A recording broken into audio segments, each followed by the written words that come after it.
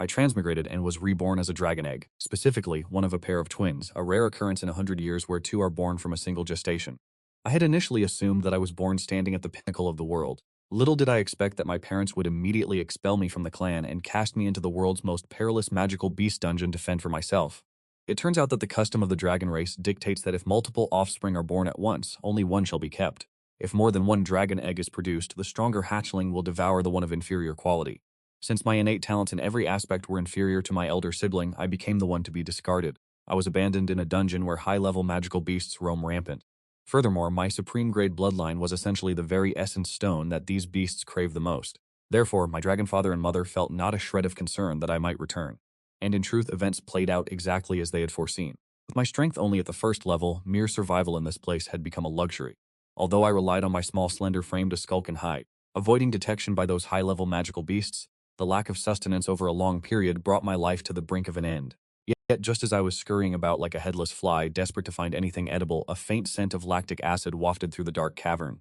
Although the scent was quite sour and even somewhat pungent, my dragon instincts told me that this was the aroma of food. Moreover, it was a scent that only the olfactory senses of a dragon could detect. At this point, I could no longer afford to be concerned with such trifles. After navigating through several caves, I finally discovered the source of the fragrance. It was a spherical cavern, and in the depressed center, a massive 20-meter-long earth dragon lay curled up in slumber. It was a subspecies earth dragon of the 28th rank. A single sneeze from such a creature could extinguish my life instantly. Following the source of the scent, I could see about 3 or 4 earth dragon hatchlings, roughly my size, swarming around their mother's teat and feeding heartily. Although an earth dragon cannot be considered a true dragon, it still possesses dragon lineage. Most importantly, the milk of a subspecies earth dragon is something I, as a hatchling dragon, am perfectly capable of consuming. I took advantage of the shadows and crept cautiously, inch by inch, toward the underside of the earth dragon. As I saw the 4 hatchlings clearly, I could not help but silently cry out that the heavens had shown me mercy. Perhaps because they were born only recently, these hatchlings had not yet opened their eyes, so I did not need to worry about my opportunistic feeding being discovered. Finally, after confirming with a glance that the subspecies earth dragon was not paying me any mind, I could no longer suppress the overwhelming pangs of hunger. I latched onto a teat and began to drink the milk in long, vigorous gulps. The subspecies earth dragon, currently in a light slumber, shuddered slightly, thinking with some confusion, "My, which child is nursing with such strength?" But considering that it is a good thing for one's offspring to have a healthy appetite, as a mother, her instincts prevented her from disturbing the child while it fed, and so she did not open her eyes. As a massive quantity of mother's milk flowed down my throat and into my body, I felt a peculiar warm current surging within my near-frozen frame, followed by a gradual increase in my cultivation level.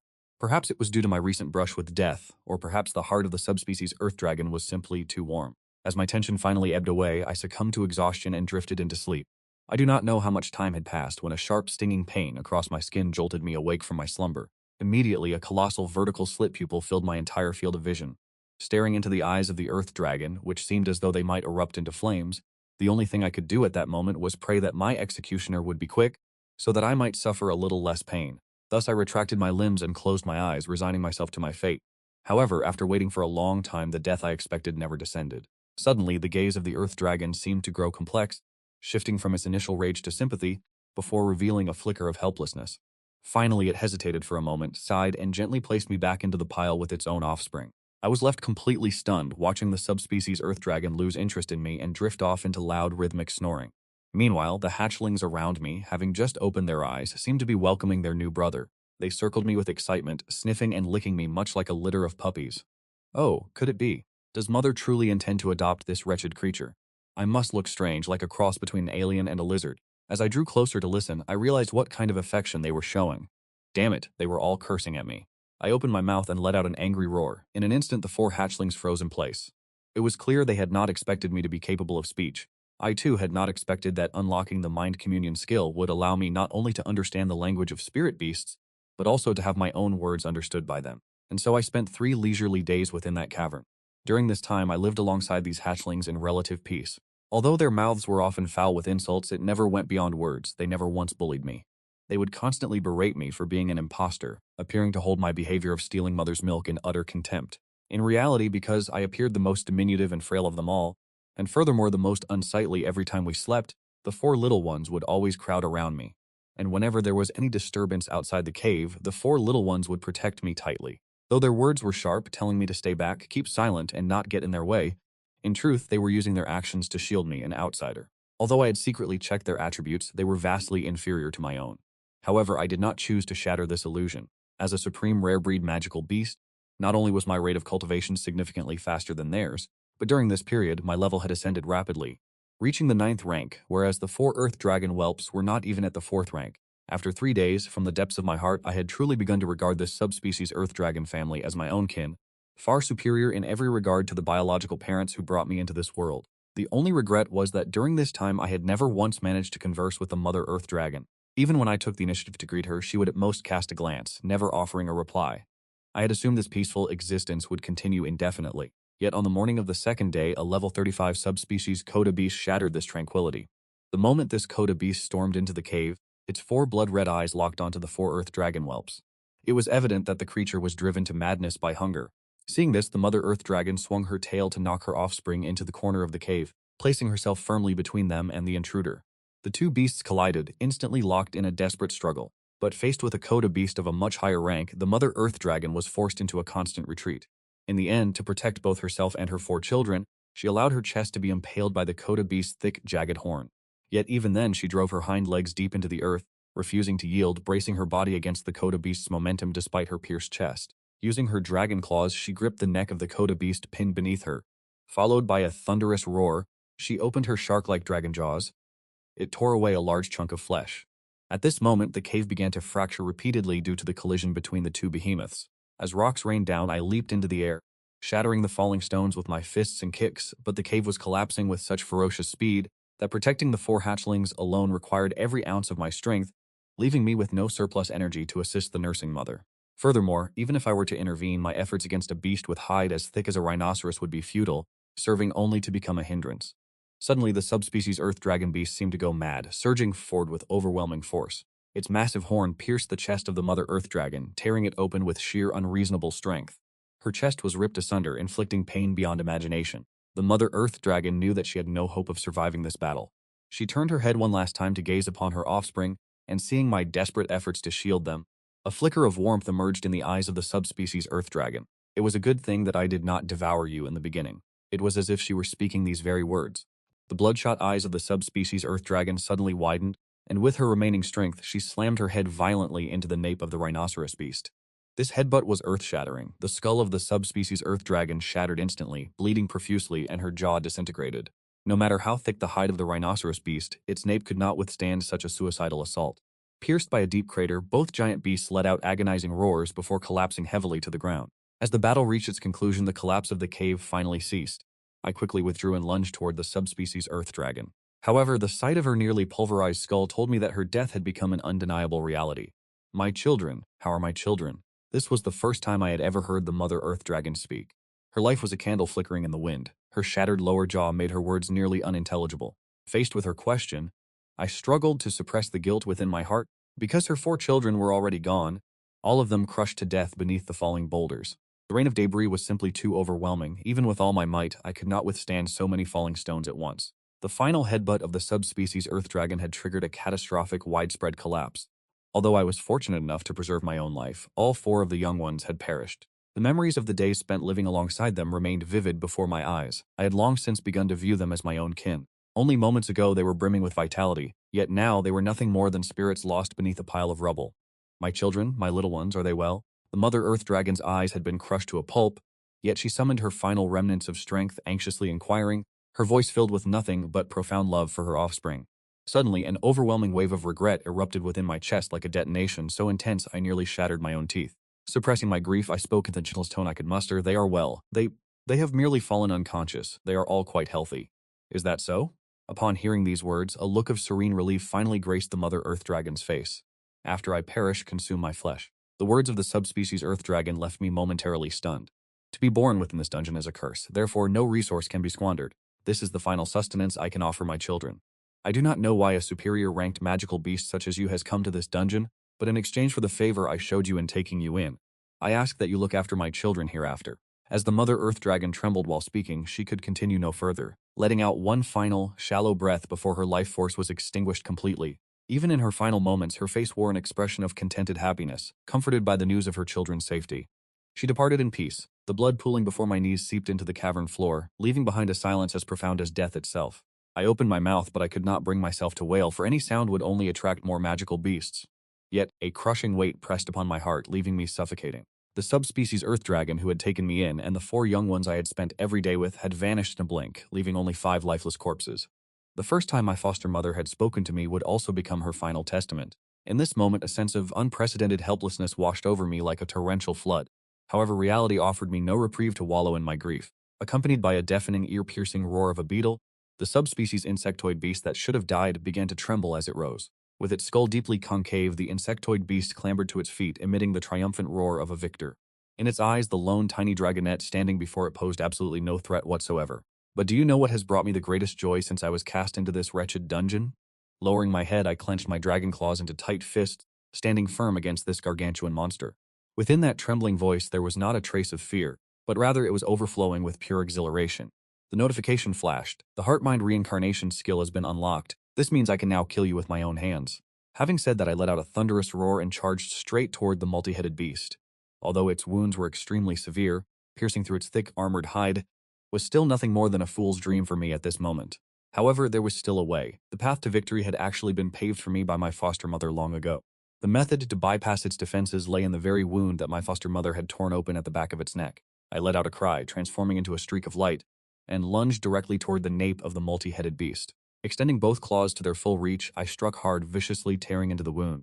Memories of my foster mother, who had remained cold and aloof for 3 days, and the 4 of us cubs eating and sleeping together, flooded my mind. These images flickered before my eyes like a spinning lantern, and the boiling killing intent within me expanded to an unprecedented level. Apart from the singular focus of slaying this multi-headed beast to exact revenge, no other thoughts remained. 3 or 4 hours later, I stood before the corpse of my foster mother, the lightning dragon, gently resting my dragon claw upon her. Sensing the lingering warmth of my foster mother, I did not allow myself to be consumed by sorrow. The dungeon does not believe in tears. Just as my foster mother once said, magical beasts born in the dungeon are cursed from birth, and there is nothing strange about dying at any moment. My only regret is that I could not save my 4 siblings. Foster mother, I will carry your will and the will of my siblings to live a life of strength. I opened my jaws, took a bite of my foster mother's flesh, and swallowed it down. Choking back my sobs, I swallowed my tears along with it. The flesh and blood of a loved one tastes incredibly bitter, yet I had to force it down. Even if I felt the urge to retch, I could not spit it out. I had no other choice. Otherwise, the stench of blood would surely lure other magical beasts, and my ultimate fate would be the same, to be devoured. 3 days later, I emerged from the cave, and although my level was only 18, the growth advantage of a superior rank magical beast allowed me to stand my ground against a level 30 lesser rank magical beast. My dragon claws clenched, the corner of my mouth curled into a twisted, battle-hardened smile, gazing out at the vast, boundless dungeon that stretched into the horizon. Surrounded by 3 demonic beasts, I realized that my hunger had finally reached its peak. With those words, I took my first step, carving a path of blood out of the dungeon. It had been 5 days since I emerged from the cave, and by now I had completely eradicated the minotaurs nearby. After consuming the final minotaur, my level finally surged to 20. System notification. Your current level is capped. You cannot accumulate further experience points. Please select an evolutionary path promptly to unlock your new level limit. The Draconian Path, a standard evolutionary route for those with dragon bloodlines, allowing for greater magical capacity. The Lesser Draconian Path, a common evolutionary route offering heightened sensory perception and agility. Or the Abyssal Draconian Path, a unique alternative evolution. Unlocked through surviving in harsh environments for an extended period, it grants immense vitality and superior reflexes, though it limits the growth potential of magical and physical capabilities. Seeing the notification suddenly manifest before my eyes, I grasped the governing laws of this world. Every 20 levels mark a tier. To ascend further, one must choose a path of evolution. Yet, just as I was deliberating over which path to choose, a violent pressure suddenly erupted from behind me. My survival instincts tightened like a strained bowstring in an instant. I swept my gaze across the surroundings, only to realize that no fewer than 20 subspecies insectoids had silently surrounded me. Behind them, a colossal insectoid, its entire body a terrifying vivid crimson, emerged from the shadows. Target, specialized combat subspecies insectoid, level 88 rare intermediate rank demonic beast. This data stream left me astounded. Judging by this formation, it was clear the insectoid leader had meticulously set a trap, intentionally luring me into an ambush. However, what puzzled me was this: I had no prior grievances with them, nor any recent disputes. Why would the insectoids suddenly seek me out to cause trouble? Just then a realization dawned upon me. I focused my intent, establishing a mental connection to prepare for communication. The insectoid leader let out a cold, sharp huff, and then remarked, "To think that the one encroaching on our territory and stealing our prey is nothing more than a pathetic brat." Hearing this, the situation became crystal clear. Minotaurs are the primary food source for these insectoids, and in my early stages of growth to refine my combat prowess, combined with my gluttony skill, my appetite had become abnormally large. Consequently, I had been hunting minotaurs incessantly over the past few days. This had caused the population of minotaurs in the vicinity to plummet, directly leading to a severe scarcity of food for the local insectoid colony. Nevertheless, considering this, I merely shrugged. Kindness is often met with bullying, and a docile horse is always ridden by others. In this dungeon, those words were nothing less than the absolute truth. Standing with my legs spread wide and my head tilted, I replied, "That is correct. It was indeed I who consumed them. You pack of beasts, did you not also devour my own wet nurse? If you seek a battle, then this one shall gladly oblige." Having spoken, my entire body became suffused with a cyan glow as I assumed a stance, appearing ready to fight to the death. In reality, however, my mind was racing, desperately seeking a way to escape. The leader of the pack clearly did not expect a brat, one who didn't even measure up to its teeth, to be so incredibly arrogant. With a deafening roar, it surged forward, immediately unleashing its earth-shaking skill. The massive frame of the pack leader flickered like a teleportation, appearing directly before me in an instant. Following its lead, dozens of beasts surrounding the area let out a chorus of feral howls. In that fleeting moment, I felt the sensation in my limbs stripped away. I could not stir so much as an inch. If a creature of such vastly superior rank were to land a direct blow, my death would be an absolute certainty. In that heartbeat, countless strategies flooded my mind. But without exception, every single one was discarded. There was no remedy, not a sliver of hope for survival remained. Yet at that very moment, a pillar of pure blue light suddenly descended. The leader of the beast pack, caught entirely off guard, was instantly consumed by the massive surge of energy. The dozens of beasts nearby did not even have the time to let out a cry of agony. They were utterly incinerated into ash. As the scorching heat dissipated, the rhythmic sound of footsteps echoed from the distance. The sound was as if a mountain had sprouted legs. With every step, the earth shuddered violently. Sensing this, my sixth sense screamed a red alert. I was going to die. As the footsteps drew closer, I gathered the courage of 2 lifetimes and turned to look, my heart skipping a beat instantly. A figure as majestic as a mountain range entered my vision. The first thing I perceived was not its appearance, but the data displayed by my truth-seeking skill. The subject was Leviathan level 350. It was a demonic beast of a superior classification, its attributes truly terrifying. To such a degree that, beyond its rank and level, the truth-seeking skill was fundamentally unable to measure any other statistics. I held my breath, unable to dwell on why a dungeon boss had appeared here, as the footsteps slowly receded, until the sound had completely vanished. Only then did I dare to release my first breath. As my right leg had been injured in the earlier fray, I deliberated for a moment before deciding to proceed with my evolution right here. After confirming that no other beasts were nearby, I reopened my list of evolution options. Although the so long is the most orthodox evolutionary path, it would result in an oversized physique. Within the confined space of a dungeon, such a form would hinder my combat capabilities, making it an impractical choice. After carefully reviewing the descriptions, I decided to choose the Abyssal Solong. In terms of attributes, although the Abyssal Solong still suffers from a dilution of bloodline, it remains dragonkind in its essence. This preserves the potential for future optimization, allowing me to eventually return to a true dragon form. Furthermore, the attributes of the Abyssal Solong are far more balanced. Within a dungeon where conditions shift in an instant, survival often requires not a single specialized ability but a versatile range of strategic options. With this realization, I closed my eyes and confirmed the evolution command. The process would be complete in 10 seconds. Following the familiar tone of the truth's notification, I felt a stream of warmth radiate from my heart throughout my entire body. The agonizing cold and the dizzying sensation brought on by blood loss vanished instantly. My weakened body was rapidly replenished, flowing with fresh, surging vigor. My old skin began to shed and new scales sprouted in its place. I had barely begun to savor this miraculous sensation before it concluded. My level had ascended to LV8, and my sky blue dragon scales had deepened into a dark violet, appearing significantly more resilient. Moreover, all my personal attributes had received a comprehensive enhancement. Coupled with the elevation of my dragon vision and sensory perception, I could now clearly discern the presence of Leviat, and noted that the number of magical beasts on the first floor of the dungeon was plummeting. The surviving magical beasts were scattering in a panic, like birds fleeing a tempest.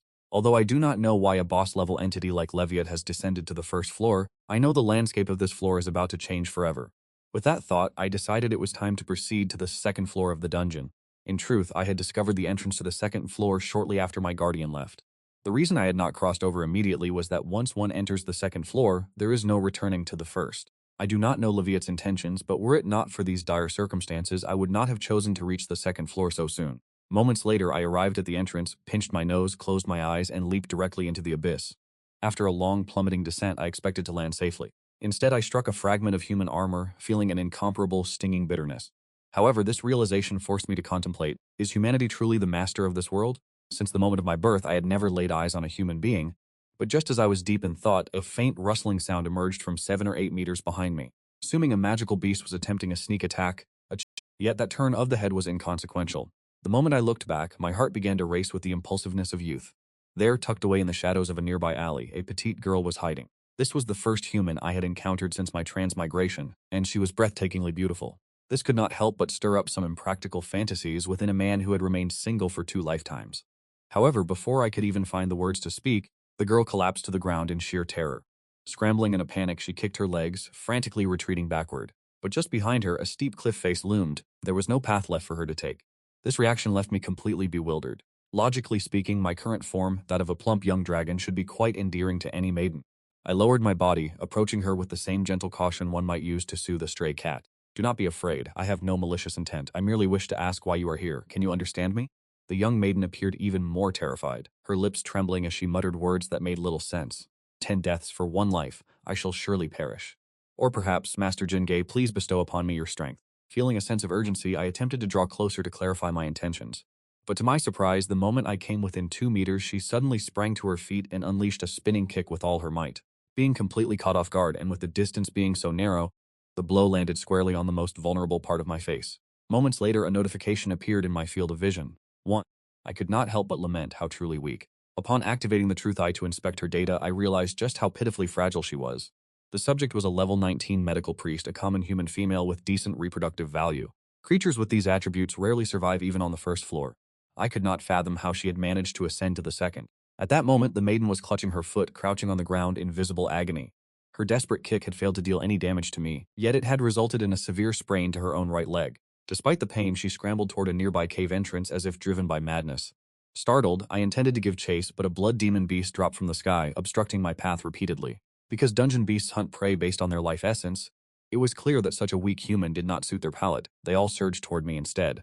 Although their attacks posed no threat to me, they ensured that I completely lost track of the girl. My heart was filled with despair. The maiden had vanished into the abyss just like that. How could I possibly restore my long-dormant weapon to its former glory after so many years of neglect? 5 days later, I had gradually adapted to the life on the second level. Unlike the first level, the demonic beasts here were becoming increasingly diverse. Nearly every day, I would encounter species I had never seen before. Naturally, this included other humans, though the only humans I encountered were either corpses or scattered remains. As for the young woman I met that day, she remained a constant weight upon my mind. It was not a matter of succumbing to base desires, but rather the simple fact that she was human. During this period, I had discovered human remains on the second level more than once, and I even stumbled upon a vast quantity of footprints left behind by people. Judging by the sheer number, these tracks were clearly left by a large contingent of 20 or 30 individuals. Regardless of the circumstances, I held a desperate hope of finding these people. The environment of this dungeon is evidently ill-suited for human survival. If they possess the confidence to venture into this dungeon, then it follows that they must possess a corresponding means of departure. At the very least, logic dictates that this must be the case.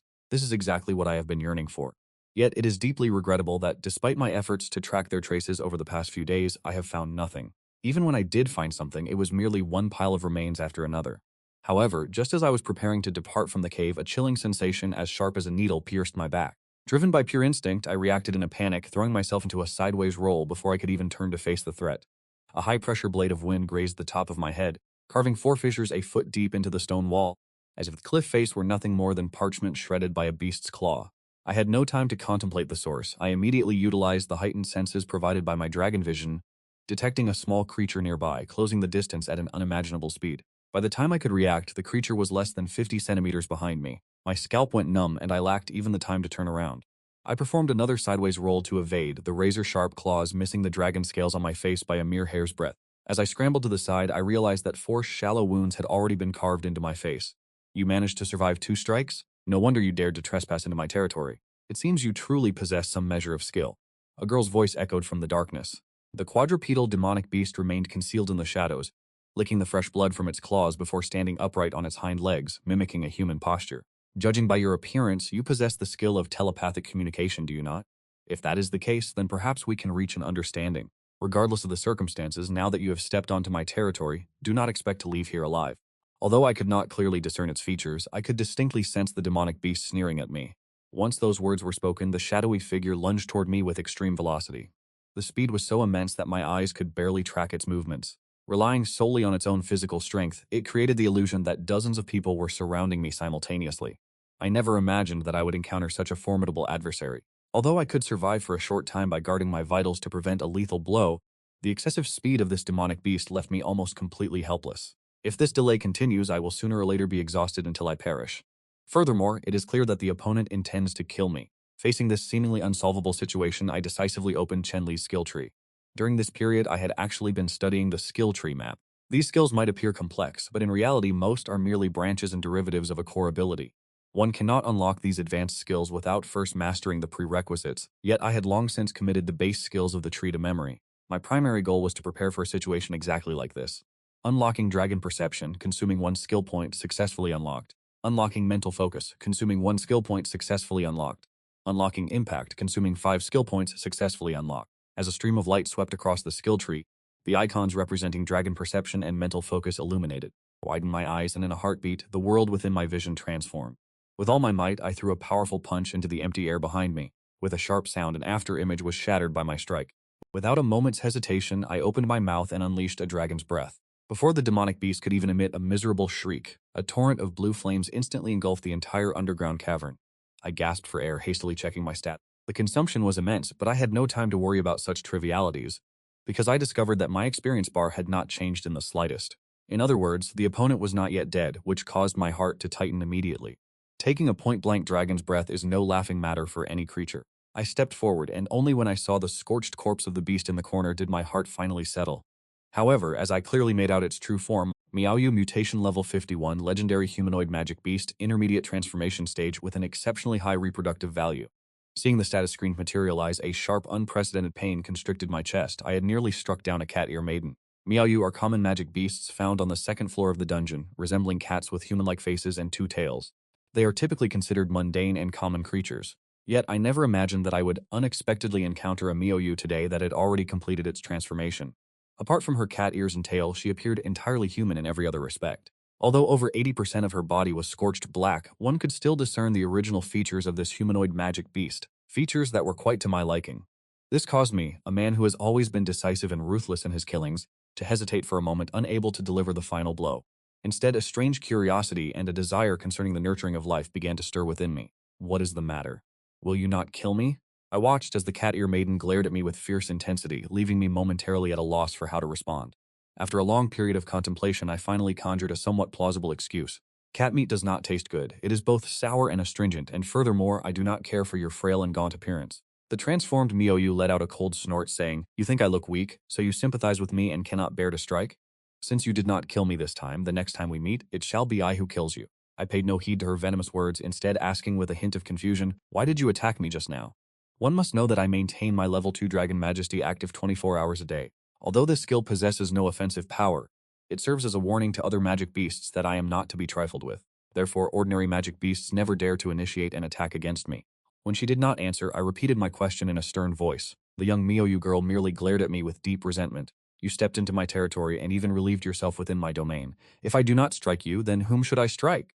Hearing this, I was momentarily stunned, recalling that I had indeed entered this cavern for the sole purpose of relieving myself. The feline species is known for its strong sense of territory, but this is a dungeon. Can the animal instincts from the outside world truly be applied here? To say nothing of the fact that female cats also possess such a strong territorial drive? Is it truly over such a trivial matter? What do you mean, trivial?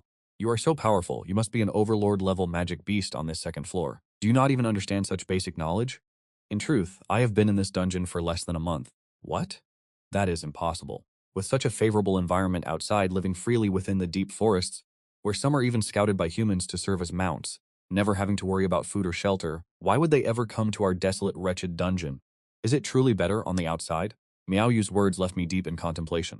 While it is true that magic beasts in the forest do not lack sustenance, they lack the brutal tempering of the dungeon, which leaves them completely defenseless when faced with widespread human hunting. As for becoming a human's mount, perhaps there are a few who genuinely cherish and treat their companions well, but for the vast majority, it is merely the loss of freedom followed by heartless exploitation, no different from livestock raised for slaughter. Having been in this dungeon for a month, my greatest realization is that while it is a slum for magic beasts, it is simultaneously our home. Naturally, I could not be bothered to explain this to her. Just then the cat girl began to writhe in agony. "What are you waiting for? Meow.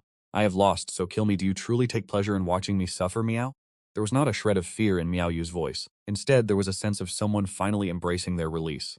This inevitably reminded me of what my wet nurse once said. For us magic beasts, being born in the dungeon is an innate curse. For the longest time, I avoided using this telepathic skill, fearing that hearing the pleas of magic beasts before their deaths would soften my heart. After all, deep down, I still possess the basic capacity for empathy and compassion. Yet, such sentiments can often cost one their life, And whether it was desire clouding my reason, or some other underlying cause I could not say. Facing the pathetic sight of Miao Yu, I found myself hesitating. Yet I was not so foolish as to spare her life, only to be hunted by her in return one day. Just as I raised my dragon claw, preparing to deliver the final strike, a deafening roar cut through the air, arresting my movement. Immediately after, the entire second floor of the dungeon began to tremble violently, as if the heavens were collapsing and the earth splitting asunder. Have those humans taken action again? They truly have no fear of death. Hearing Miao Yu's words, my heart skipped a beat, and I hurriedly demanded to know which humans she meant. Some time ago, humans assaulted the dungeon once again, only to be utterly decimated by the second-floor boss. It seems the leaders of these humans led a group of their youngest members in a desperate retreat. A remaining powerhouse has been trapped on the second floor ever since. Throughout this period, they have relentlessly attempted to break through and escape the second subterranean level. But how could they possibly hope to overcome the boss? Each attempt results in heavy casualties. With their reaction being this extreme, I fear all those who remain intend to risk everything in one final, desperate assault. In just a few short sentences, he revealed numerous terms that piqued my interest. Just as I prepared to inquire further, the cliff face beside us was suddenly pierced through.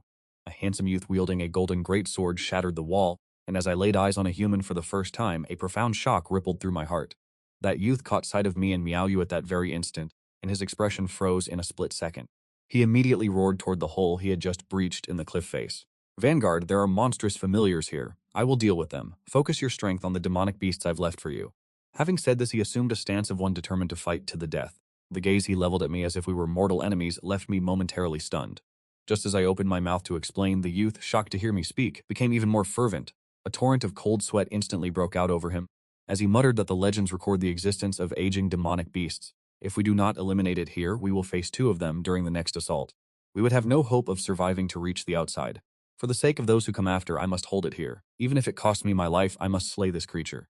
1,000 thoughts raced through my mind, each more absurd than the last. Your sense of self-righteousness is truly delusional, isn't it? I am almost moved to tears by your misplaced heroic. Hey, are you even listening to a word I'm saying? I watched as the golden greatsword in the youth's hand trembled, and in an instant a surging battle intent erupted from every pore of his body. The energy released from within him skyrocketed tenfold. He lunged forward like an arrow released from a bow, aiming directly for me, a level 32 Holy Knight, a first-tier human elite. Had I been in my prime, relying on my superior techniques would have made disposing of him an effortless task. But currently, I am burdened by grave injuries, and to face him head-on would offer me not a shred of chance at victory. Furthermore, I have no intention of inciting a conflict with a human. After 2 brief seconds of hesitation, I tilted my body to evade the incoming slash, and while at it, I snatched Miao Yu from the ground, hoisting her over my shoulder, before bolting toward the direction furthest away from both the boss and the young man. Yet Miao Yu clearly did not expect me to suddenly rush over, throw her over my shoulder, and take flight. What are you doing, Miao? I will not let you off for this. Before Miao Yu could even react, she began biting and clawing at my bald head. Shut your mouth. I barked in anger, then freed one hand to firmly grip the loose skin at the nape of her neck. Miao Yu immediately wore a mocking expression, her only remaining ear pinned back, her body frozen as if locked in place. Meanwhile, the human youth behind us had already caught up. As the golden sword dance descended, I shifted my weight to dodge the strike, unable to help but curse internally. If I were at my peak, how could a mere piece of trash like you chase me down and brandish your blade? Exhausted to the point of collapse, I had no choice but to swallow my pride and exhaust every ounce of my remaining strength to flee. Thus, 1 person and 1 dragon, 1 in front and 1 behind, resembled 2 streaks of light interweaving through the dungeon, engaged in a fierce pursuit. I had originally assumed the youth would give up after a while, but to my surprise, after 2.5 hours of relentless chasing, he was clearly at the limit of his endurance, yet he stubbornly refused to let go. At this moment, a genuine flame of rage ignited within my heart. If nothing unexpected occurred, his next strike would surely be his final one, and his most ruthless one at that. Had he simply abandoned the chase, I could have departed safely without wasting my precious vitality. But if he truly dared to unleash a desperate life-or-death blow, I would absolutely shatter his dog-like head. However, it was a pity that just as I reached this decision, preparing to observe how the young man would react, I saw the youth let out a thunderous roar, and every vein on his body bulged, surging with power simultaneously, as he poured his entire fighting spirit into that massive golden sword. Facing the full-force strike from the young man, I could only heave a reluctant sigh. Unlock invincibility mode, consuming 5 release points. Invincibility skill level 1 has been unlocked. In that instant, I transformed into a cannonball, launching myself directly toward the incoming wave of sword chi. In a mere heartbeat, the sword key was rendered as fragile as parchment, pierced through by a spiraling aperture. The young man could never have anticipated that the beast, which had been fleeing desperately like a rat just moments before, would suddenly launch such a ferocious counterattack. Even less could he have imagined that a strike containing the entirety of his battle intent and magical power would be shattered with such ease. Exhausted and spent, he had no chance to comprehend the situation. With a resounding thud, my rock-hard headbutt slammed directly into the young man's midsection. He immediately let out a harrowing, soul-piercing scream of agony. His entire body spun violently through the air like a propeller, sent reeling backward. He crashed through dozens of massive stone pillars in succession and did not come to a halt until he slammed into a cliff face. As the effects of the invincibility mode faded, my entire body felt as though it were melting into a puddle. Just as I thought I could finally catch my breath, a series of level-up notifications once again left me dizzy and overwhelmed. Ever since my evolution, the difficulty of obtaining experience points has increased, and with the experience requirements for leveling up soaring, I had not experienced a consecutive level up for a very long time. This human youth combat power was roughly on par with that of a quota beast. He was nothing more than a useless human, yet he had somehow allowed me to advance 6 levels in a row. From level 11 after my evolution, I ascended to level 17, gaining a total of nearly 12,000 experience points. It felt as if the system were actively encouraging me to hunt humans. Main quest activated. Eliminate the second floor boss Medusa's hand quest reward 50 release points. Upon hearing this, I was instantly taken aback. One must realize that through all the battles and bloodshed I have endured to this day, including the 9 lives I have risked and the 5 points I just acquired, I had only amassed a total of 35 release points. To think that this wretched quest alone offers a full 50 points. Just then, the voice of Miou reached me from behind. I turned my head to find her covered in wounds, staring at me with the eyes one would reserve for a monster. Why, Miou? The moment you killed that human, all of your wounds were instantly healed. You still carry your original scent, yet how have you become so much stronger in the blink of an eye, Miou? Miou found it difficult to fathom. Logically speaking, the growth of magical beasts should mirror that of ordinary creatures, prioritizing steady, progressive development. But this dragon-like creature before it had relied solely on killing a single human. Not only were its wounds completely healed, but its strength had surged, breaking through in an instant. It had never witnessed such a magical beast before. Facing Miou's bewildered interrogation, my expression remained composed as I spoke. Do you wish to die here, or will you follow me to slay the second floor boss? What are you talking about? Have you lost your mind? That is the boss of the second floor. It is precisely because it cannot move that it has remained guarding the entrance to the third floor. Suddenly, Miou realized something. It stared at me in sheer astonishment, and after a long silence asked, could it be that you intend to kill the Medusa to reach the third floor of the cat dungeon? I did not answer, merely smiling and offering a nod to confirm its suspicion. Ignoring the searing heat, Miou rebuked me loudly. With your current strength, even I could defeat you easily, Miou. As long as you do not provoke the Medusa, you could traverse the second floor unimpeded. Why must you take such risks, Miou? You mentioned those humans earlier because you intend to slay the second floor boss to escape the dungeon, is that it? As those words left its mouth, Miou instantly grasped my intentions. Could it be that you truly wish to leave the cat dungeon?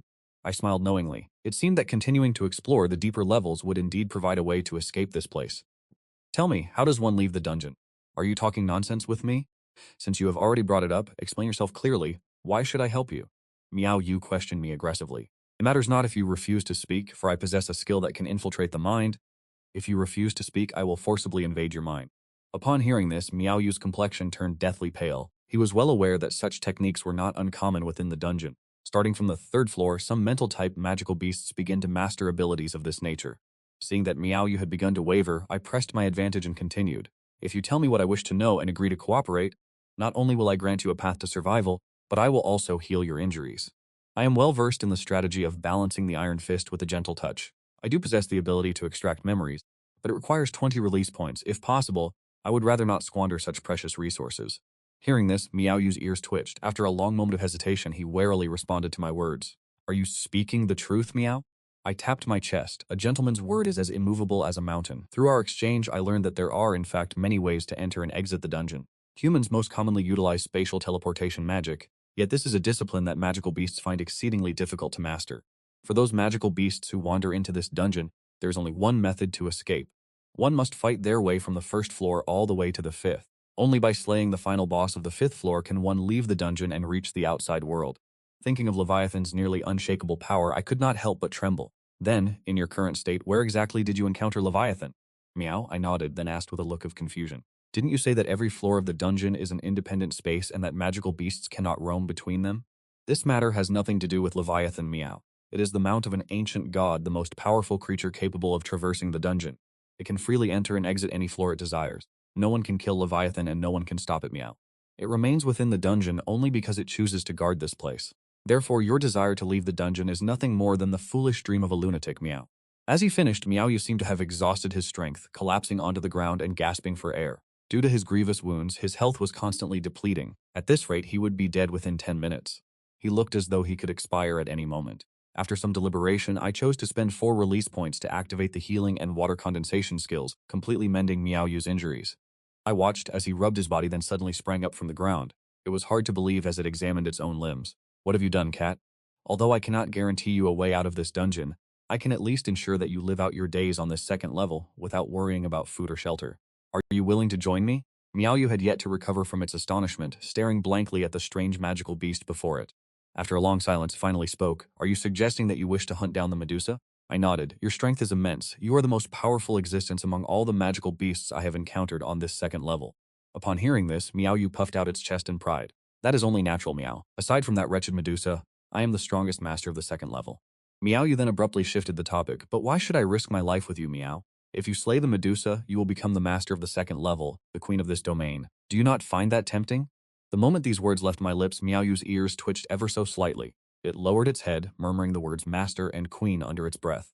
After a few seconds, it lifted its flushed face and finally agreed to the proposal. In consideration of you saving my life, I shall assist you this once, Meow. Right, tell me, are you a dragon or a dog? I am a dragon, obviously. You do not look like one, Meow. Could it be that I resemble a dog? You have a bloated belly, a dog-like head. I shall call you Godongshi, Meow. I wore an expression of speechlessness. Are you not a dog? You dragged that human around while he was alive until he was exhausted, then killed him, wounded me, and healed me. Tell me, are you trying to force me to bear your children? I am barely a month old. My fur has not even fully grown in. Very well, call me whatever you wish. And what is your name? I have no name. Magical beasts of the dungeon have no names, for they are unnecessary. That will suffice. You call me Godongshi, so I shall call you Miao Nanbei. Upon hearing this, Meow Yu's tail began to lash against the ground in agitation. What kind of name is Miao Nanbei, you rascal, Meow? Let us move. Watching my retreating figure, Miao Nanbei muttered to itself, I actually do have a name, you know. With that, it took a long stride and hurried to catch up. Several minutes later, we arrived at the border between the second and third levels. Observing the human soldiers still locked in combat with the Medusa, I decided to watch the developments unfold and reap the rewards as the fisherman who waits for the struggle to end. Ever since I arrived at the dungeon, I realized that the demonic beasts here possess neither a concept of leveling up nor innate skills. For them, leveling up is merely a byproduct of survival. Skills simply tools for survival, and slaughter is nothing more than a means to fill their bellies. Therefore, aside from mutated species like Miao Nanbei, the level of a demonic beast is generally determined by how long it has lived. As the boss of the second floor, the Medusa head has lived for at least 500 years. Although it lacks the ability to move, it acts like a stationary artillery turret, guarding the passage that leads from the second floor to the third. Anyone wishing to attack the second floor, or any beast attempting to reach higher levels, must pass through this corridor. By standing firm in this location, prey will relentlessly arrive at its doorstep of their own volition. Watching these people, each one of them throwing their lives away without fear, they launch frenzied, ferocious attacks against the Medusa head, only to meet a tragic end one after another. Judging by the numbers, a force of at least 200 warriors initially came to attack, yet now only a meager dozen remain alive. These humans are truly deranged. They clearly know they cannot win, yet they still march to their deaths. Miao Nanbei watches as if observing a comedy, thoroughly engrossed in the spectacle. My own expression remains unmoved. I have no regard for the lives or deaths of these humans. I only hope that they will act with even greater madness, to exhaust more of the Medusa head's vitality. After all, the stat sheet of the Medusa head is truly terrifying. Should I face it in its prime, I would have absolutely no chance of victory. Although the human army swarm tactics have failed, the Medusa head has sustained a degree of damage. For some time to come, the Medusa head will likely not be as formidable as it once was. Furthermore, I do not intend for every human here to perish. These survivors still hold significant utility.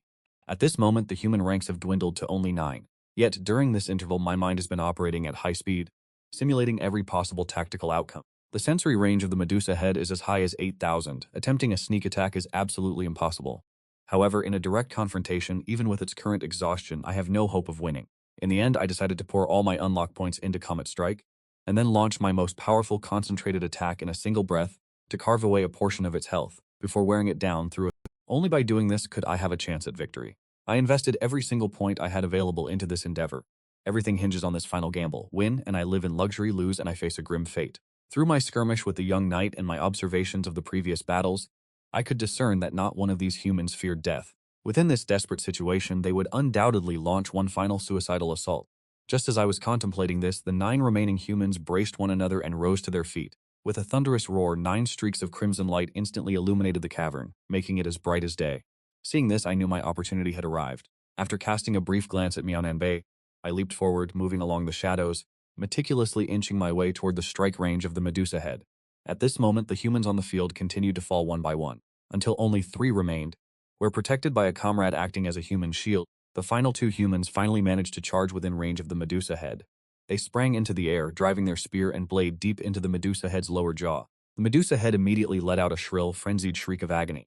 Due to its complete lack of physical defense, the strike from these 2 insignificant humans carved away over 1,000 points of its health.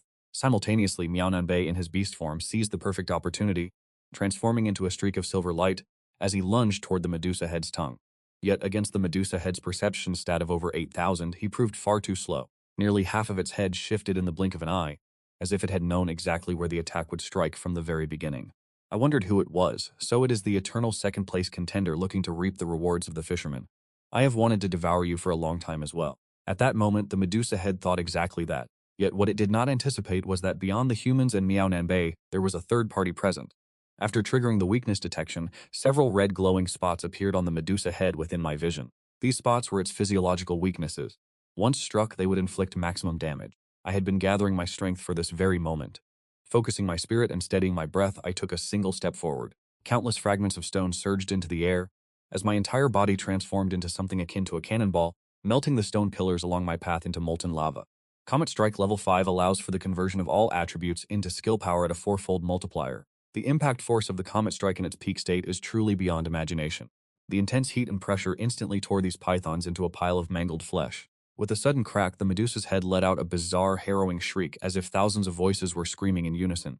This single blow left a deep indentation in the back of its skull. Its colossal body, which had not stirred for 400 years, was sent flying over 100 meters, slamming deep into the cliffside. At this moment, I ignored any need for healing, keeping my gaze fixed on the Medusa's head amidst the swirling dust in the distance, and only when I saw its health bar reach 0 did I finally let out a sigh of relief. The 2 humans who had miraculously survived stood dazed, unable to believe they had been saved by a magical beast. Old Nai, we survived. The second-floor boss is dead. Indeed, Zhang Yun. It seems 2 magical beasts were fighting each other, and we were spared. Another older knight with a square jaw spoke, his voice filled with overwhelming joy. So, what do we do now? The young knight, known as Zhang Yun, asked. The knight named Luo Nan swallowed hard. The joy in his eyes gradually gave way to killing intent.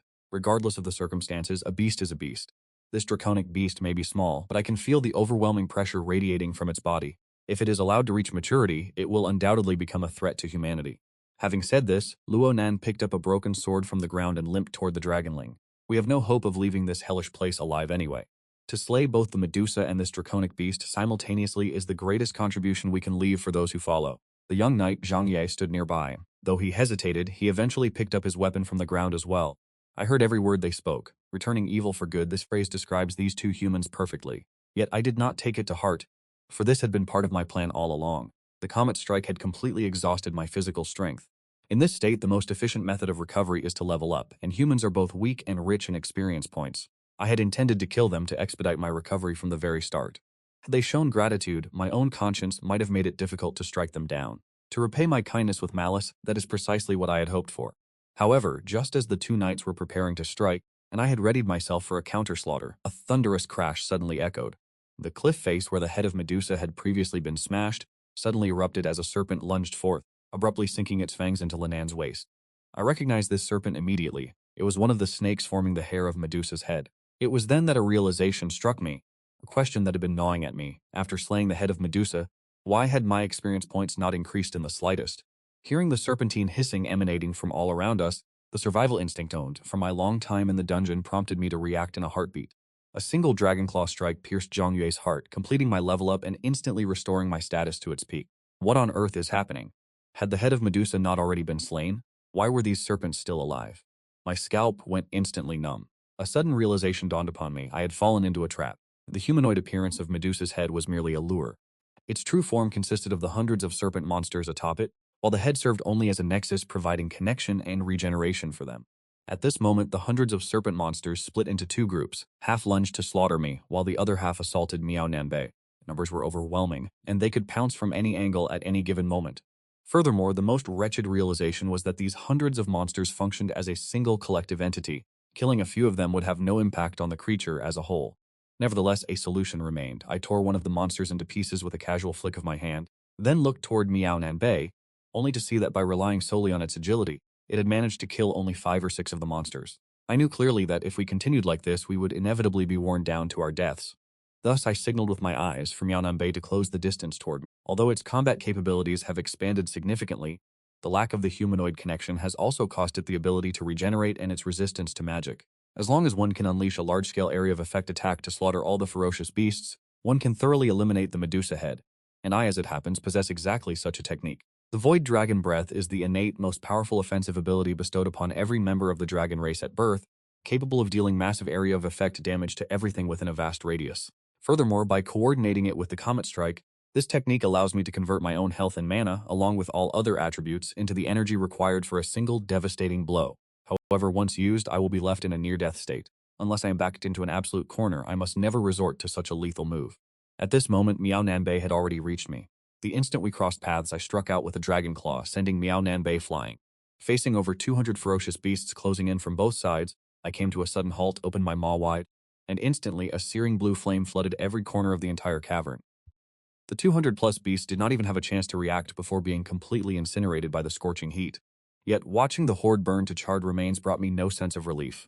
For even after the heat dissipated entirely, I still had not received the experience points that should have come from the death of the Medusa head. Just as I was vigilantly scanning my surroundings, a golden ferocious beast suddenly emerged from the rocky ground, its jaws agape, lunging straight for my glabella. The speed was so swift that I could barely perceive a mere afterimage. In my current state, were I to be struck, death would be an absolute certainty. Though it takes time to recount, it all happened in the blink of an eye. At that critical moment, hanging by a thread, Miaonanbei, who had been hiding behind a boulder, suddenly lunged forward, shielding me with its own body. A sickening crunch of shattering bone echoed through the air. Miaonanbei's arm was clamped firmly within the golden beast's maw, causing its already meager health bar to plummet into the single digits. Enduring the excruciating pain, Miaonanbei used its final ounce of strength to tear the beast into pieces and fling it aside. I activated my truth vision to examine it, only to realize this was the core beast of the Medusa head. Even more unexpected was the fact that I had been saved by this dim-witted cat. I looked at its shattered, broken arm, wondering in bewilderment why it had chosen to save me. Logically speaking, would it not be the most optimal choice to let the core beast kill me first and then slay the core beast yourself? Miaonanbei's face turned deathly pale, and she struggled to force a smile. Did we not already reach an agreement? I want to slay this vile beast. I shall be the master of the second floor, and you must depart for the third. Furthermore, since you just saved my life, I cannot simply stand by and let you perish.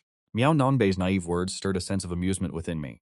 Yet, when I recalled the ungrateful and treacherous nature of humanity I had witnessed before, it seemed my philosophy that humanity stands above all else would need to be reconsidered. I then walked before the head of Medusa, crushed it beneath my foot, picked it up, shoved it into my mouth, chewed twice, and swallowed. The notification for the completion of the main quest sounded. 50 liberation points were granted. My current level has ascended to LV20, fulfilling the requirements for evolution, and only after hearing the notification that the task was complete did I finally feel secure enough to collapse onto the ground, gasping for air. At the same time, Miaonanbei joyfully hugged me tightly, desperately rubbing her face against my body. It must be said, Miaonanbei's humanoid figure possessed assets truly worthy of pride. I immediately utilized concentration and healing to mend her wounds. Afterward, I surveyed my surroundings. Due to the death of the Medusa head, the passageway to the third floor now lay completely unobstructed. But just as I prepared to descend, Miaonanbei spoke up, showing a hint of reluctance. We make such a formidable team. If you were willing to stay, we would be invincible here on the second floor. She paused, and as if a sudden thought struck her, her face flushed red and she shouted, "You are brilliant, and I am exceptionally powerful. I shall be the queen of the second floor, and you shall serve as my advisor." I was momentarily dazed, unable to comprehend why this cat friend would suddenly propose such an idea. I shrugged. Leave it be, I still prefer the clear blue sky and the warmth of the sun. With those words, I took a step forward and leapt directly into the passage.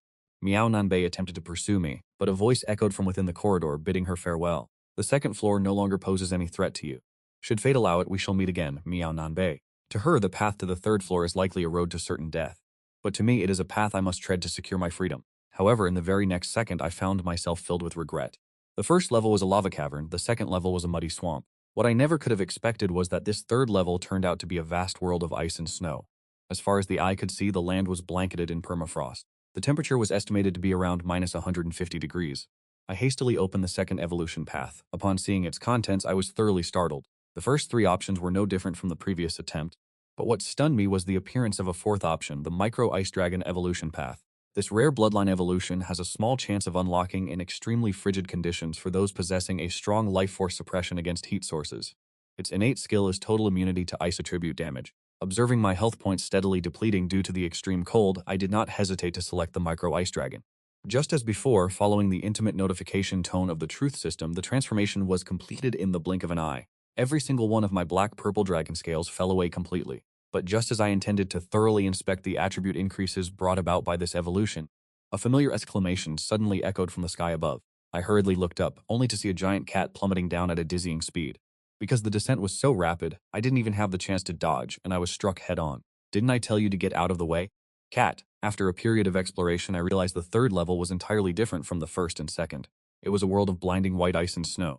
Even the magical beasts here were semi-transparent and made of ice. They looked much like ice sculptures, and their levels had all reached above 70. In order to break through the third level as soon as possible, Meow and Bei decided to hunt the magical beasts here first to raise our levels. Thus, after more than 10 days of training and adaptation, and the frenzied slaughter of thousands of ice sculpture magical beasts, my level had reached the 8th stage of the second evolution. Since the level resets after each evolution, I am currently equivalent to a level 88 dungeon beast. As for Meow Nanbei, because she is well suited to team up with me, her level rose up to the initial 51 to 62 during this time. However, as our levels gradually increased, I began to discover something strange about the ravine in the third level. Because the levels of the creatures outside the ravine are quite low, I have been hunting primarily within the ravine during this period. Although the crimson-eyed snow wolves outside look very much like ice sculptures, their blood, yet those were genuine living creatures. The snow wolves in this canyon, however, are entities of pure ice, possessing neither flesh nor blood. Most importantly, when I was at level 5, killing one granted 200 experience points, but now, even with an 8th level growth plan that doubles my experience gain, slaying a snow wolf yields a mere 50 experience points. This realization suggests a harrowing possibility. I then proceeded deeper into the canyon with Meow Nanbei, encountering various demonic beasts along the way. Without exception, every one of these beasts was a construct of ice, devoid of spiritual consciousness, intellect, or the capacity for communication. Most absurdly, deep within the canyon, I even caught sight of a human figure made entirely of ice. This further solidified my suspicions. Every beast in this canyon is a summoned entity, and there are no truly weak creatures among them. This implies that whoever summoned these beasts must possess power of an unfathomable magnitude. The mastermind behind this is likely the third-floor boss, the Ice Emperor. Meow Nanbei and I pressed forward for 3 days straight. Throughout this time, by continuously slaying these summoned entities, I advanced to the second evolution at level 11. Meow Nanbei reached level 75. Although leveling up restores one's physical state, it cannot alleviate mental exhaustion. Meow Nanbei had hardly rested, and her gait had begun to falter. I can't go on, Mayo. Can we rest for a while? The third-floor boss is right before us. We must slay it before we can even think of resting. If you are exhausted later, you may rest for a moment. At your speed, you will be able to catch up to me in an hour. Hearing this, Meow Nanbei wore a conflicted expression. Clearly, she was unwilling to leave me alone while she rested, leaving her no choice but to grit her teeth and struggle to keep pace. Gao Dongxi, you have been acting strangely lately, Mayo. Why are you so adamant about hunting this boss? Because I wish to level up as quickly as possible, slay Leviathan, and escape this wretched place. My words were simple and clear, for regardless of what I have become, I remain human at my core, yearning for a life of peace and tranquility. After all, this dungeon was never meant to be my final home. Meow Nanbei wanted to say more, but upon seeing my gaze fixed firmly ahead, she simply pressed her lips together and followed closely behind. At that very moment, the canyon ahead suddenly opened up, and my footsteps came to an abrupt halt. Why have you stopped? Mio has located the third-floor boss.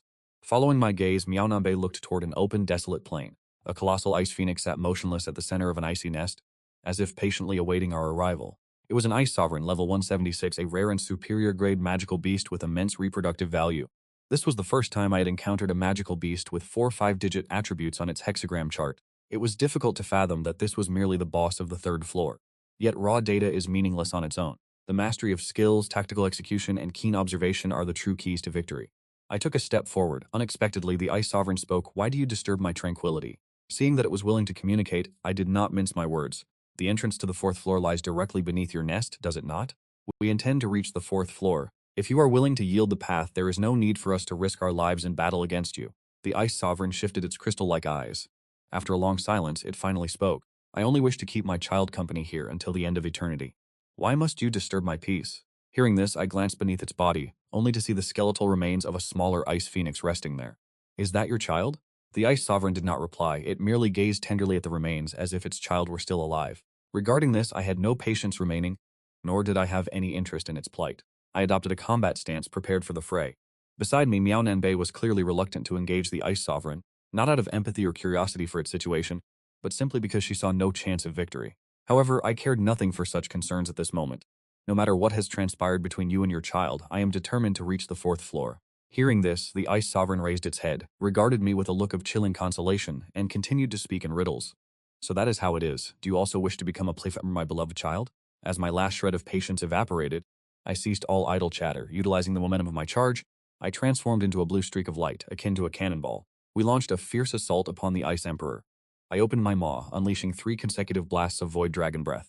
Miao Nanbei waved his front paws in rapid succession, sending dozens of wind blades surging forward simultaneously. The onslaught rained down upon the Ice Emperor's body like a tempest, carving away a full fifth of its health in an instant. Yet despite this, I felt not a shred of joy. On the contrary, my anxiety only deepened. Because from the moment the battle began until now, this Ice Emperor, let alone launching a counterattack, had not even budged an inch from where it stood, remaining as stationary as a wooden post. No matter how relentless our attacks were, it remained unmoved. My keen battle instincts began to harbor a growing hesitation. However, just as I prepared to unleash my final void dragon breath, a multitude of ice construct beasts suddenly emerged from the dozen crevices surrounding the canyon. At that very moment, the Ice Emperor, which had been as immobile as a mountain, suddenly surged into action. It spread its wings with immense force, and as the surrounding ice beasts converged, their bodies seemed to melt away, shattering bit by bit before dissolving into icy fluid that poured into the Ice Emperor's form, causing its nearly depleted health to return to its zenith in the blink of an eye. At that moment, my heart plummeted to the depths of despair, for the Ice Emperor appeared finished with its games. It beat its wings with monumental power, whipping up a storm of unimaginable ferocity. My own limbs began to freeze, starting from the extremities. Within a single breath, my body was encased in solid ice, and my consciousness began to drift away at a dizzying pace. In my fading stupor, I caught only a single voice. "You wretched fool, run, you have miscalculated. We are no match for it." After that, I knew nothing more. When I regained consciousness, I had no idea how much time had passed. Upon opening my eyes, I discovered I was no longer in the canyon. Before me stood an old man of some 200 years, his face etched with wrinkles, squinting as he said with a smile, "You're awake." Instantly, a miserable, piercing shriek echoed across the snowy plains. A minute later, I lay sprawled upon the ground, gasping for air. I turned my head and looked up at the sky, still unable to believe what had transpired. This strange, colossal demonic beast had not taken advantage of my unconscious state to devour me. Not only that, it had used its massive form to shield me, waiting for an entire day and night until I finally awakened. Are there truly benevolent beings within this dungeon? This revelation has somewhat shattered my perception of reality. Was it you who saved me? I asked, tentatively probing for an answer. Upon hearing this, the bald demonic beast displayed an expression of profound astonishment. "You possess the ability to communicate and share thoughts?" I nodded in confusion, replying, "Did we not just speak moments ago?" It tilted its head to the side, chuckling my apologies. "Having lived for so long, my memory has become somewhat unreliable. However, it was not I who saved you, it was your companion." Hearing these words, I asked with suspicion, "You mean my cat friend? Why would you forget Miao Nanbei?" At the mention of the name Miao Nanbei, I was instantly stunned, frozen in place. Fragments of memory flashed before my eyes like a revolving lantern. I recalled how the chilling aura of the Ice Emperor had encased my entire body in frost. Yet in that critical moment, Miao Nanbei had thrown itself toward me, exerting every ounce of its strength to cast me far away from the Ice Emperor's lair. "You wretched dog, you had better come save me, Meow. Otherwise, I will never bear your kittens, Meow." As the memories rushed back, I collapsed onto the ground, my heart feeling as though it were being crushed by an invisible hand. The harrowing truth and a sense of utter helplessness flooded over me like a tide, threatening to drown me. If only I had been a little more cautious, the events of today would never have come to pass. If not for Miao Nanbei, it would surely be me who perished at the hands of the Ice Emperor. That cat threw you to the ridge outside the Ice Valley, and I happened to pass by. To be honest, beasts of your cultivation level are a rare sight on the 3rd floor these days, so I simply picked you up along the way. Back when I participated in the Primordial Great War, I once had a friend much like that one, yet you seem entirely devoid of grief. Is that cat friend not your companion?" The old demonic beast asked, sounding somewhat perplexed. "It is my friend, a foolish, simple-minded cat. It sacrificed its life to save you. Why do you show no reaction at all? So, what should I do? Weep?" I turned and began walking toward the Ice Valley. Seeing this, the elder demonic beast stepped forward to block my path. "Why do you hinder me?" "Because I see a young demonic beast about to throw his life away. It is the responsibility of an elder to stop you. Miao Nanbei is dead. He died because of me. Avenge him is my duty." My words rang out with resonance, my tone overflowing with firm resolve. The elder demonic beast said nothing, only lowered its gaze slightly, noticing that my 2 dragon claws were clenched into tight fists, with blue blood seeping out from between my fingers. The elder demonic beast understood and smiled, as if recalling something pleasant. After a long moment, it finally spoke. "What if I told you that your friend is not yet dead?" Hearing this, I felt as if I had grasped a lifeline, spinning around to see the elder beast watching me with squinted eyes. It did not seem like a deception. The extreme realism of the Ice Emperor's puppets is due to its unique summoning technique known as the bone and flesh spirit vessel. Since the primordial era, those who possess this skill do not exceed 10 in number. It is among the rarest arts in existence. Generally, the strength of a summoned creature is weaker than the original, but this summoning technique can manifest a creature identical to the original or perhaps even stronger. This is because its principle is not the mere duplication found in standard summoning, but rather an act of deprivation, capturing the creature, slaying it, retaining its soul while stripping away its consciousness, and reconstructing the body using ice. To call it a summoned creature would be less accurate than calling it a puppet. This is also why killing its summoned creatures still yields experience points. Every demonic beast you have encountered in the Ice Valley, without exception, is a puppet of the Ice Emperor. The third level has long since fallen under the control of the Ice Emperor. Aside from a few insignificant pests, any creature with even a modicum of strength has been turned into a puppet by the Ice Emperor. This shocking truth felt impossible to believe, yet I asked, not understanding what this had to do with Miao Nambe being alive. At this moment, the elder demonic beast continued to speak. The bone-flesh divine artifact is formidable, but its fatal flaw is the agonizingly slow rate at which it takes effect. It requires the ice attribute to replace the victim's body at a cellular level. Only by doing so can the soul be preserved in its entirety. Given the specific attributes of this Miaoyu, this process will take approximately 2 weeks. If you can slay the Ice Emperor within these 2 weeks, this Miaoyu can still be restored through healing magic. 2 weeks hearing these words, a glimmer of hope instantly returned to me, easing the deep trauma caused by my nursemaid's death. If Miao Nambe were also to perish, I would surely be consumed by remorse for the rest of my life. Today's revelation acted as nothing less than a surge of strength to my weary spirit.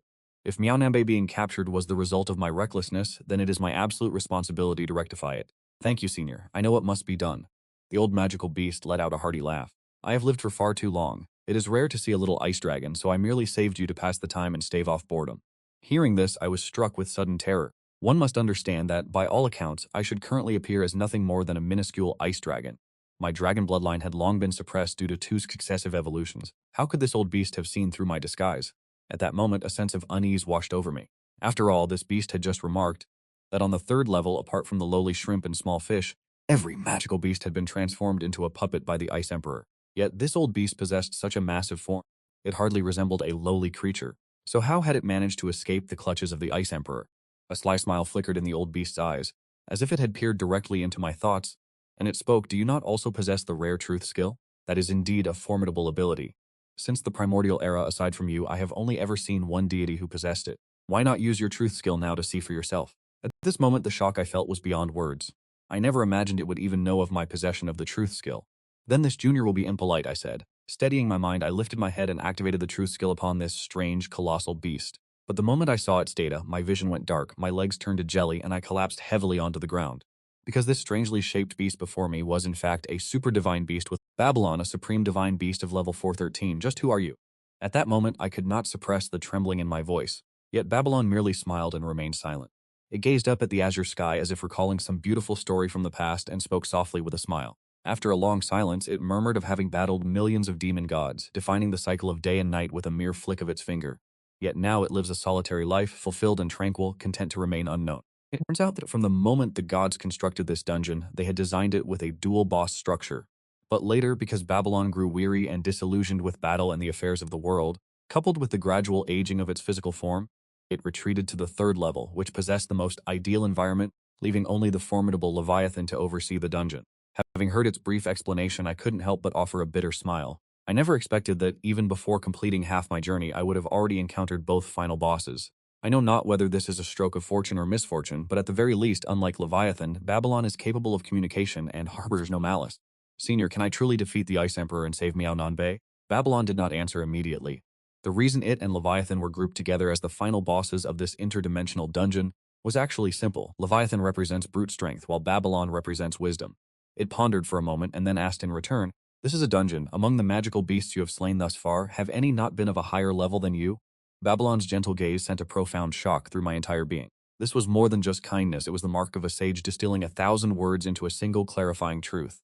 In an instant, I understood the significance hidden within its words. No matter how indifferent to worldly affairs Babylon may be, it remains a dungeon boss, and the Ice Emperor is one as well. Its decision to spare me could be seen as an appreciation for the talent of a dungeon beast, but as a final boss, Babylon would never kill other bosses on my behalf. I lowered my head, lost in deep contemplation for a long time, then stood up and said, "Thank you, Senior." "I have gained enlightenment," I said, before turning and walking toward the Ice Valley.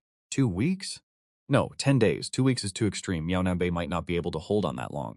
Time is limited to 10 days, and subtracting the time I spent unconscious, the remaining time is absolutely not to be wasted. I stood before the entrance to the Ice Valley, picked up an ice orb weighing over 10 kilograms, and channeled my strength to execute a charge skill. With all his might, he hurled it deep into the icy valley. The sheer force sent the ice sphere hurtling outward with the destructive power of a cannonball. Finally, with a deafening boom, it shattered against an ice wall 1,000 meters away. The violent echo immediately provoked the ice valley abyss crawlers lurking upon the cliffs. In an instant, 2,000 or 3,000 of them, previously lying in wait near the valley entrance, swarmed into the air. Facing the sky-obscuring, earth-covering swarm, a cold, calculated smirk tugged at the corner of my mouth. One must understand that the Ice Sovereign can restore its state through the ice puppets it creates itself. Relying on this ability, as long as there are still ice puppets within the valley, the Ice Sovereign is effectively immortal, and every single demonic beast within the icy valley had already been transformed into such a puppet. Since that is the case, why would I not seize this opportunity to strip away its power while reaping the rewards for myself? Before re-entering the valley, I had expended 40 release points to upgrade my growth plan to LV2. This skill allows me, while in a non-combat state, to automatically gain 2 experience points every minute, and to receive quadruple the experience for every kill. I assumed a combat stance, raising my dragon claws to provoke the swarms filling the sky. To eradicate this valley within 9 days, you are merely the first wave. And so 6 days passed in the blink of an eye. With the fall of the final pure-blooded multi-horned beast, my body collapsed, sprawling exhausted onto the frozen ground. Notification: the pure-blooded multi-horned beast has been driven to extinction. 20 release points as an extinction reward have been granted. Total release points. Level has ascended to LV16. This is the 11th species of demonic beast I have driven to extinction. In these 6 days, I have lost count of how many times I have pushed myself to the brink of life and death. At my current level, even if I were to exterminate the final 2 species, there is no possibility of advancing even a single grade. Yet I am forced to do so. Not only will this thoroughly strip away the Ice Sovereign's immortality, but most importantly, it will provide an accumulation of 90 release points. To secure victory, these 2 specific skills must be unlocked. Deep within the heart of the Ice Valley, the Ice Sovereign gazed at the figure trapped inside a block of ice, utterly perplexed. 10 days had passed. Logically, a demonic beast of only level 75 should have been dissolved down to its internal organs by now.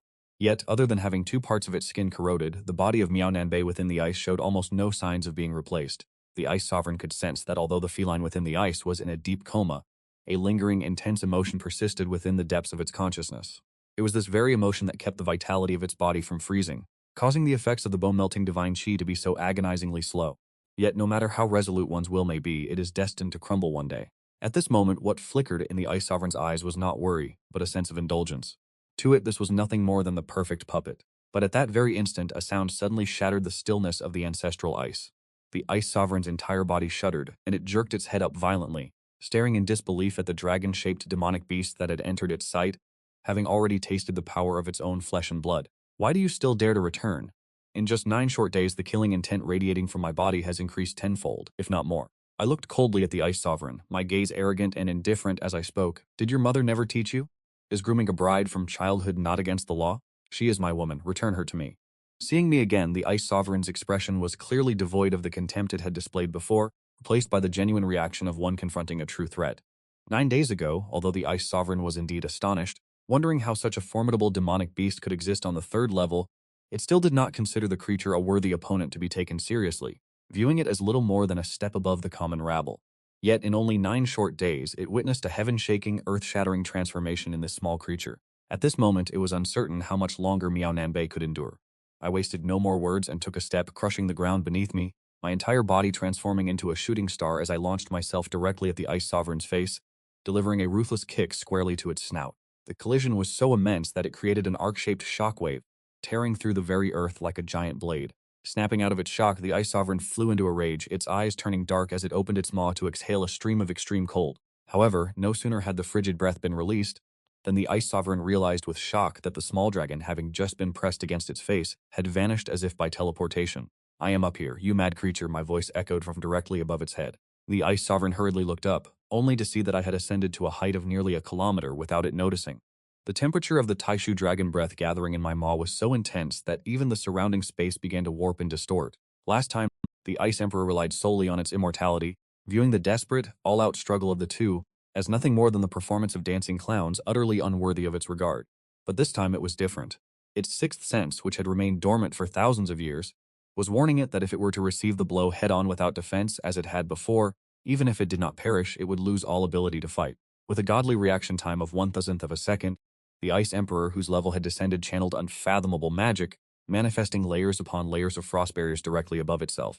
Having opened 5 consecutive layers, a solid, impenetrable wall had formed over the Ice Emperor, From my mouth, the Taishu Heavenly Piercer erupted, unleashing a massive pillar of flame hundreds of meters long, scorching the entire sky into a sea of crimson. The first barrier did not even make contact before it evaporated in an instant.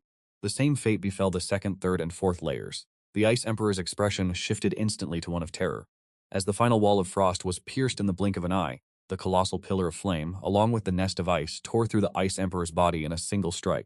A harrowing shriek echoed through the frozen valley as the Ice Emperor succumbed. A single blow had obliterated half of its vitality. If not for the 5 layers of frost shields dampening the majority of the power, this attack would have been enough to slay the Ice Emperor. How have you become so strong? How have you become so powerful? Facing the Ice Emperor as it writhed in agony upon the ground, I did not intend to lower my guard in the slightest. Instead, I maintained my stance, prepared to give my all. That previous strike was not merely the Taishu Heavenly Piercer utilizing diffusion control to condense its power. It was a skill I had spent a full 300 evolution points to unlock, the advanced progression of the innate skill Taishu Heavenly Piercer, belonging to the high-tier category of breath-based techniques.